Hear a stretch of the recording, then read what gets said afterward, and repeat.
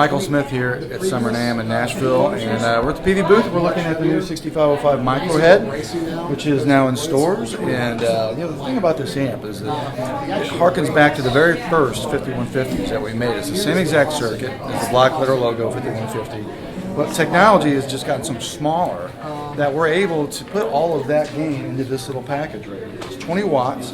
You've got the same setup. You've got a little bit cleaner, clean channel than a 6505 Plus. You've got the crunch switch. You've got the lead channel, which is just a crushing amount of gain. You've got the resonance and presence control, as well as a plate reverb built in, which the larger head does not have. A lot of the really cool stuff in this amp, frankly, is in the back. And the tone is fantastic. We've got actual power scaling, so I can turn the amp down to 5 or 1 watt even.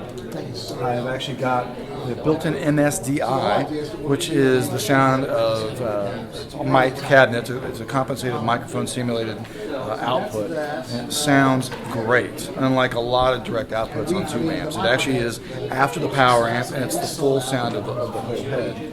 And I've got a headphone output, which is very unheard of with a tube head, and I can turn the speaker off. I have a built-in impedance load, so I can set this on my desktop, and I can plug in to my DAW via the MSDI or a USB directly into my computer, which is also tapped off after the power section.